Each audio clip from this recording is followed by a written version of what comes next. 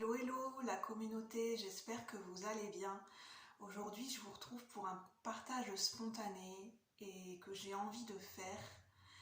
J'ai envie de prendre le temps de passer un moment avec vous, de discuter et de vous dire qu'est-ce qui me touche en ce moment. Qu'est-ce qui m'a touché, qu'est-ce qui peut me heurter, qu'est-ce qui peut me percuter, quelles sont les pensées qui peuvent me traverser. Pour ceux qui ne me connaissent pas, moi c'est Julie, je suis médium, canal et clairsentiente. J'ai une nature hypersensible et comment dire, en fait il faut savoir que pour ceux qui ne me connaissent pas, qui me connaissent que depuis peu, il faut savoir que la chaîne, ça fait 3 ans que j'ai créé la chaîne, enfin 2 ans et demi, 3 ans. Et après, il a fallu du temps pour que je m'investisse pleinement dans la chaîne, sur la chaîne, un Cœur Royal, qui avant a eu d'autres noms. Je l'ai avant appelé l'écoute de soi, avant c'était les messagères. Et il faut savoir qu'au début de la chaîne, pour connaître un peu l'historique de la chaîne, c'est important de vous le partager, c'est qu'au début, je faisais pas vraiment de guidance, de tirage de cartes. En fait, j'ai voulu le mettre sur la chaîne, j'ai voulu commencer à proposer des tirages de cartes et des guidances parce que, voilà, tirer les cartes c'est ma passion et voilà, après je me suis dit pourquoi pas le faire sur la chaîne. Mais au début, en fait, ma pensée première, mon expression première, ma créativité première m'a amené vers le fait d'exprimer des ressentis, d'exprimer ma créativité et surtout de témoigner, de partager mes expériences personnelles, mon cheminement de guérison et mon cheminement spirituel. Et c'était surtout avant ça en fait, que c'était surtout pour ça au début. C'était ça le cœur de la chaîne au début. Donc là, bien sûr, je propose autant de guidances. C'est quelque chose que j'ai pas envie d'enlever parce que les guidances, j'aime faire ça, donc c'est pas quelque chose que je pourrais retirer. Et puis, même au travers des guidances, il y a des messages qui passent. On peut quand même transmettre, voilà, il y a des choses qui passent de manière subtile au niveau de nous-mêmes dans les guidances sans forcément que ça soit dédié à un partage de son expérience personnelle. Pour moi, les deux sont pas incompatibles, loin de là, même très très complémentaires, je trouve. Et je vous explique tout ça parce que, en fait, en ce moment, je suis sur comment dire, je suis encore sur mon cheminement par rapport à mon hypersensibilité. Faut savoir que ça s'arrête jamais, hein, mon cheminement avec moi-même pour apprendre à comment je fonctionne, comment gérer mon hypersensibilité, comment apprendre à assumer, à accepter, à aimer mon hypersensibilité et à m'intégrer dans le monde d'aujourd'hui, dans le monde dans lequel on vit.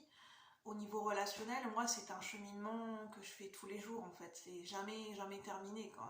Je pense que quand on est hypersensible et empathe, euh, ça nous demande régulièrement. En fait, je pense que je dirais de mon avis personnel, pour les personnes qui se reconnaissent hypersensibles, empathes, avec une empathie très très présente euh, dans les relations qu'ils peuvent partager à eux-mêmes, au niveau personnel, au niveau même professionnel, on est toujours en quête d'équilibre, de se jauger en permanence vis-à-vis de soi-même, vis-à-vis des autres, vis-à-vis des événements qui viennent nous traverser, qui viennent nous remettre en question, des émotions qui viennent nous traverser. Et c'est vrai que je trouve qu'en tant qu'hypersensible, on peut s'analyser beaucoup, beaucoup, beaucoup, beaucoup. On est tout le temps en permanence en dialogue avec soi-même, même dans sa tête. Pour moi, c'est quelque chose de naturel.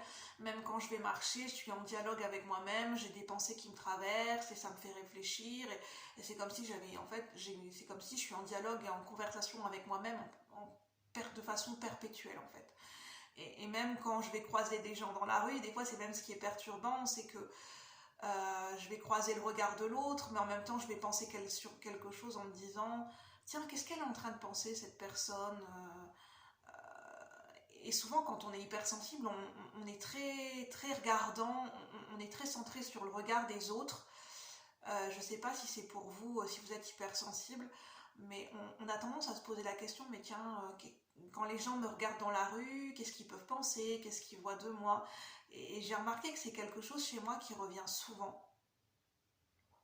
Alors je sais que c'est présent, et je sais que je commence à me rendre compte que dans ces cas-là, je suis beaucoup centrée sur moi, parce que je suis beaucoup dans ma tête, et rentrer en communication avec les autres, c'est un peu être vraiment présent à la communication et dans le relationnel, euh, c'est un peu compliqué. Alors voilà, je suis quelqu'un de sociable et d'empathique, mais ça n'empêchera pas que pendant qu'une personne va me regarder ou va me parler, je vais avoir des pensées qui vont me traverser. Et il y a des moments, je vais me déconnecter de la relation, je vais me déconnecter du moment présent et je vais repartir dans ma tête. Ça, voilà. Après, je pense que je sais pas si les personnes s'en rendent compte ou pas. Mais même quand on est déconcentré, je pense que ça doit se voir. Et même, je me rends compte des fois parce que j'ai des gens dans la rue qui me disent bonjour et en fait, des fois, je m'en rends même pas compte. Je suis obligée de lever la tête. Ah oui, effectivement, il y a quelqu'un qui m'a dit bonjour. Et je suis voilà quelqu'un de très très pensive. Et je suis fière de moi parce que même si j'ai du mal à me connecter avec le monde, à être présent dans mes relations, euh, où j'ai encore du mal à créer cette connexion et ce lien, parce que je suis encore beaucoup, enfin, je pense que c'est un mécanisme où je protège beaucoup mes énergies. Euh, voilà, j'apprends à me recentrer, à bien connaître et délimiter mon champ énergétique. C'est pour ça que pour l'instant, j'ai un peu du mal à rentrer vraiment en relation avec les autres, de créer vraiment un lien beaucoup plus profond. Voilà, c'est pas encore quelque chose de acquis et de naturel chez moi. Et je pense que c'est même ce qu'on peut appeler une forme autistique. Il faut savoir que, alors je suis pas autiste, mais c'est vrai je suis pas médecin, je suis pas psychologue, mais je perçois des fois il peut y avoir des similitudes dans le degré entre l'hypersensible et une forme autistique à degré vraiment très faible, hein. Après, je ne suis pas spécialiste de l'autisme, mais je me rends compte que entre l'autisme et l'hypersensible, il y a quand même des ponts qui peuvent se rejoindre, des passerelles, dans le sens où on a du mal à rentrer en connexion et en relation avec l'autre et à se connecter à l'autre parce on est vraiment dans notre coquille, on est vraiment dans notre champ énergétique, on est dans notre tête. En fait, c'est un peu comme, je pense, la personne hypersensible. Alors après, ça ne va pas concerner toutes les personnes hypersensibles parce qu'il existe différents types d'hypersensibilité et voilà, on a tous une personnalité différente. Ça dépend dans le contexte dans lequel on a vécu aussi, mais si ça vous parle, c'est que pour moi, entre l'autisme et l'hypersensibilité, il y a des passerelles qui peuvent se créer parce que la personne autiste ou l'enfant autiste, moi, comment je me la représente, euh, il faut comprendre que pour une personne autiste, c'est difficile de rentrer en connexion et de rentrer dans le monde de l'autre parce qu'il a sa propre bulle, son propre monde. Et en fait, c'est une carapace et c'est une protection, c'est pour se protéger du monde extérieur. Et pour la personne qui est autiste et la personne qui est hypersensible, on peut avoir des difficultés, notamment chez l'hypersensibilité liée à de l'introversion. On peut avoir du mal à rentrer vraiment en relation avec l'autre. On sent que c'est pas acquis, c'est pas quelque chose d'inné et de naturel chez nous en fait. Et en fait, concrètement, ça nous demande un effort. Ça nous demande de nous recentrer, ça nous demande de l'ancrage, ça nous demande de prêter attention et d'être concentré sur le dialogue qu'on est en train d'avoir, la communication, ou même le paraverbal qui se joue avec la personne en face, ou l'interaction avec notre environnement. Et même des fois, même quand je marche dans la rue, je suis tête en l'air, hein. Je suis tellement dans ma tête que je suis tête en l'air. Et ce que je travaille en ce moment, c'est mon ancrage. Et en fait, je me rends compte de la différence. Je commence à travailler mon ancrage tous les jours, où je visualise, je pose des intentions, j'essaye de ressentir mes pieds ancrés dans le sol, de visualiser les racines comme un arbre. Et en fait, je commence à sentir la différence, que je suis davantage ancrée dans ma vie de tous les jours. Il y a quand même une différence en fait. Même si je suis encore dans ma tête, j'arrive mieux, je me sens plus stable en fait. Et je suis moins perturbée par mon environnement et je suis moins perturbée par mes propres énergies. J'arrive mieux à me recadrer. Et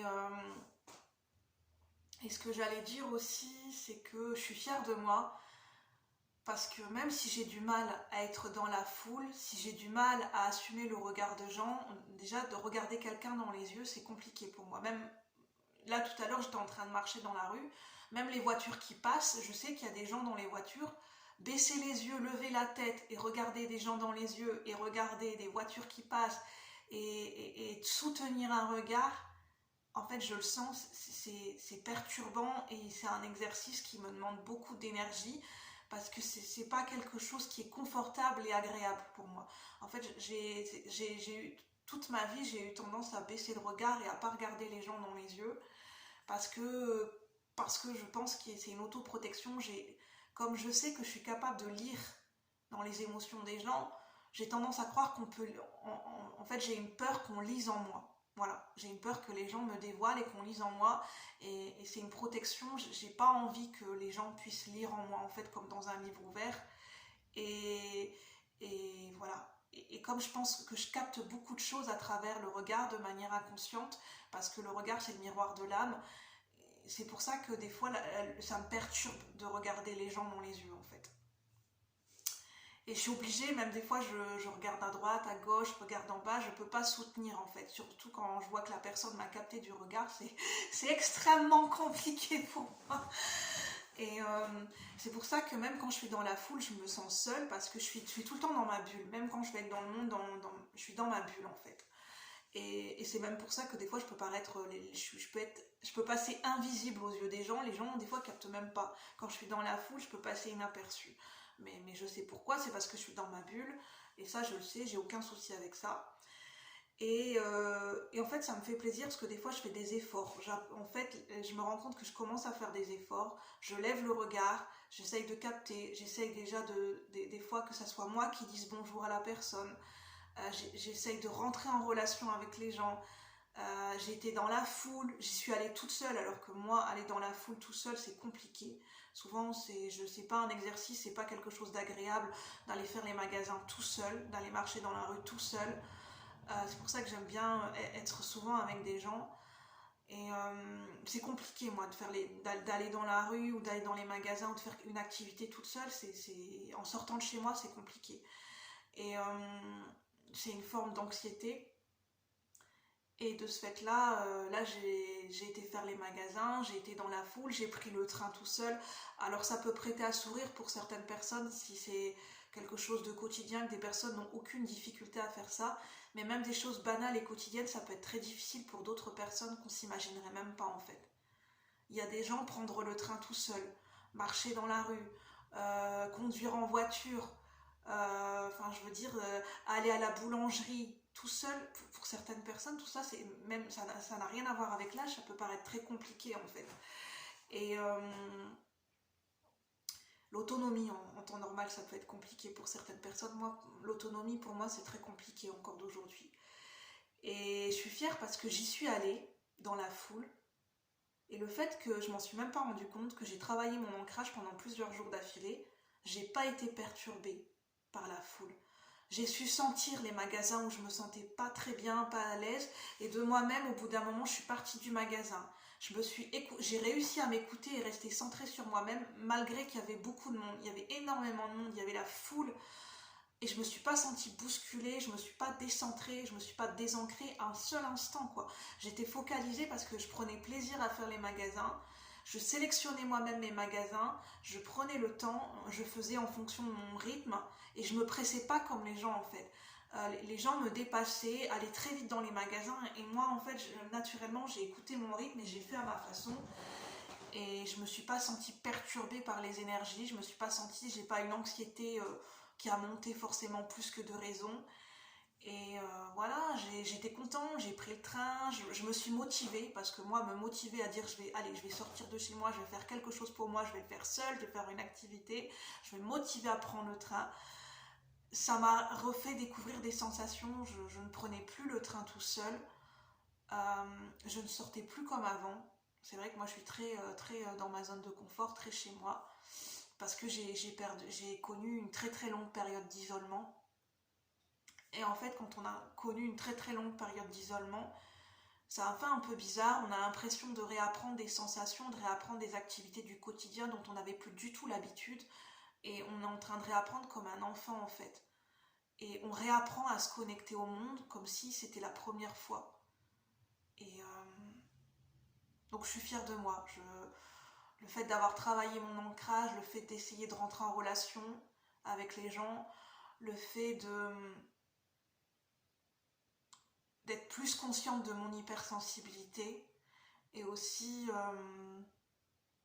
j'ai écouté une vidéo de Kali ASMR, Kali avec un K, qui fait de l'ASMR et qui partage ses témoignages.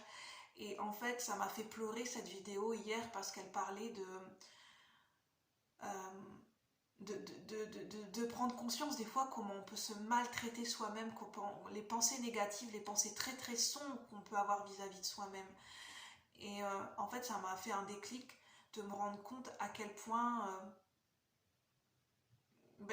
qu'on pouvait changer. En fait, elle expliquait que des fois, quand on a des pensées négatives, on peut s'entraîner de temps en temps à switcher pour changer notre manière de nous parler et notre manière de penser, d'avoir des pensées qui sont un petit peu plus optimistes chaque jour. Et pour elle, elle expliquait que ça a marché.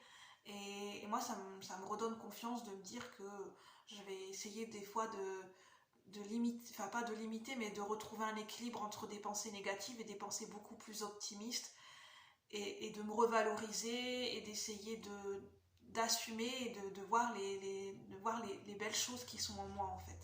Et c'est ça que j'avais envie de vous partager. Voilà. Bon, c'est un peu cafouillis, mais parce que c'est spontané, parce qu'il y a des émotions, parce que c'est tout nouveau pour moi ce que je vous raconte. Donc j'espère que ça pourra vous parler, vous plaire.